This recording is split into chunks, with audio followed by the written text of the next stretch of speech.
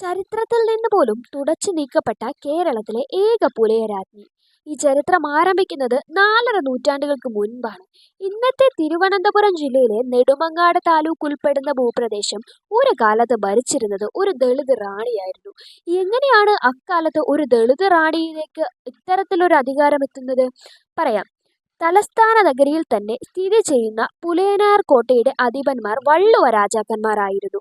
അവസാനത്തെ വള്ളുവ രാജാവ് കൊല്ലപ്പെട്ടതിന് പിന്നാലെയാണ് പുലയനാർ കോട്ടയുടെ അധികാരം അയ്യൻ കോതൻ എന്നൊരു പുലയനിലേക്ക് എത്തുന്നത്. അയ്യൻ കോതനാവട്ടെ 2 സഹോദരിമാരുണ്ടായിരുന്നു. ആ സഹോദരിമാരിൽ ഇളയവളായിരുന്നു കോത. ഈ കോതയുടെ അധീനതയിലായിരുന്നു ഇപ്പോഴത്തെ നെടുമങ്ങാട് താലൂക്കിലെ ഉഴമനയ്ക്കൽ പഞ്ചായത്തിലെ കൊക്കോതമംഗലം എന്ന സ്ഥലം.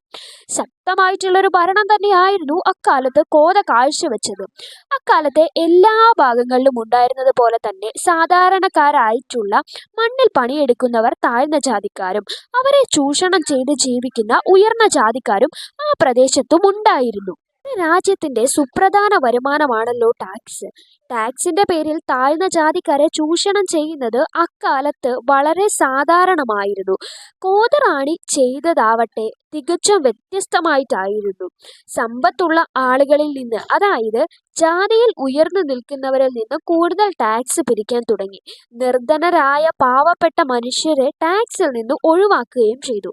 ഈ ഒരു കാര്യമാകട്ടെ ഉയർന്ന ജാതിയിലുള്ളവരിൽ നിന്നും വളരെയധികം അപ്രീതിക്ക് കാരണമായി. അവർക്ക് എങ്ങനെയെങ്കിലും ഈ മഹാറാണിയെ താഴെ ഇറക്കണമെന്ന ചിന്തയാണ് ഉണ്ടായിരുന്നത്. ടാക്സിൽ നിന്നും മാത്രമായിരുന്നില്ല രാജ്യത്തിന് വരുമാനമുണ്ടായിരുന്നത്. കാട്ടിലെ ആനകളെ മെരുക്കിയെടുത്ത് ചന്തയിൽ കൊണ്ടുവന്ന് വിറ്റും രാജ്യം വളരെയധികം സാമ്പത്തികമായി മുന്നിൽ നിന്നിരുന്നു. ഇക്കാലത്താണ് അയൽ രാജ്യത്തെ ഉമയമ്മ റാണിയുമായി കോതറാണി സൗഹൃദത്തിലാവുന്നത്. പക്ഷെ മറ്റ് അയൽ രാജ്യങ്ങൾക്കെല്ലാം കോതറാണിയോട് അടങ്ങാത്ത ശത്രുതയായിരുന്നു. അതിന്റെ കാരണം കോതറാണിയുടെ രാജ്യത്തിന്റെ അഭിവൃദ്ധി തന്നെയായിരുന്നു. അങ്ങനെയിരിക്കെ കോതറാണിയുടെ പതനം ആരംഭിക്കുകയാണ്. പതനത്തിന് കാരണമാകുന്നത് 6 അടി നീളമുള്ള ഒരു മുടിയിഴ തന്നെയായിരുന്നു.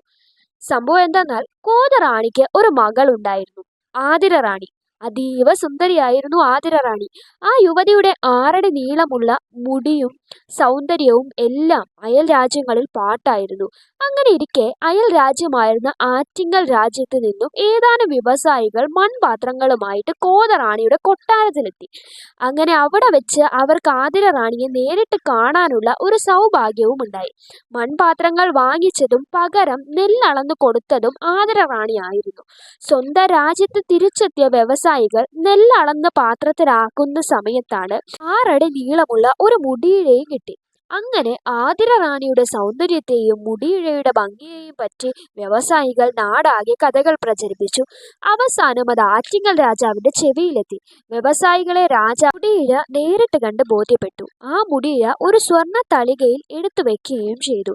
അതിനുശേഷം രാജാവ് കോതറാണിക്ക് ഒരു സന്ദേശം അയച്ചു. കോതറാണിയുടെ മകളെ വിവാഹം കഴിക്കണം എന്നുള്ളതായിരുന്നു സന്ദേശത്തിൽ. സന്ദേശം ലഭിച്ച കോതറാണി ആവട്ടെ രണ്ടാമതൊന്നും ആലോചിക്കാതെ അത് നിരസിച്ചു.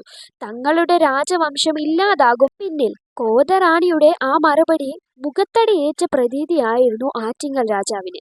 അങ്ങനെയെങ്കിൽ ഇനി യുദ്ധമുഖത്ത് കാണാമെന്നായി ആറ്റിങ്ങൽ രാജാവ്. അങ്ങനെയെങ്കിൽ നാട്ടിലെ കരപ്രമാണിമാരും ജന്മിമാരും ആറ്റിങ്ങൽ രാജാവിന് കോതറാണിയുടെ നീക്കങ്ങൾ ചോർത്തിക്കൊടുത്തു. അങ്ങനെ കോതറാണിയുടെ സഞ്ചാരപാത മനസ്സിലാക്കി ഒരു വൻമരം മുറിച്ചിട്ട് കോതറാണിയെ കൊലപ്പെടുത്തി. ഇതറിഞ്ഞ അയ്യൻ കോതൻ ആറ്റിങ്ങൽ കൊട്ടാരം തീ വെച്ച് നശിപ്പിച്ചു. അമ്മ മരണപ്പെട്ടതറിഞ്ഞ് അമ്മാവന്റെ കോതറാണിയുടെ മകൾ ആതിര റാണി. ആ സമയം കൊണ്ട് തന്നെ ആറ്റിങ്ങൽ രാജാവിന്റെ സൈന്യം പുലയനാർ കോട്ട വളഞ്ഞിരുന്നു. തനിക്കിനി രക്ഷയില്ല എന്ന് മനസ്സിലാക്കിയ ആതിര രാജകുമാരി സ്വന്തം ജീവിതം അവസാനിപ്പിക്കാൻ തീരുമാനിച്ചു. ശത്രുക്കളിൽ നിന്ന് രക്ഷ നേടാൻ കിടങ്ങലിലേക്ക് ഇറങ്ങി. ഇതായിരുന്നു ചരിത്രത്തിൽ നിന്നും തുടച്ചു നീക്കപ്പെട്ട പുലയ റാണിയുടെ കഥ.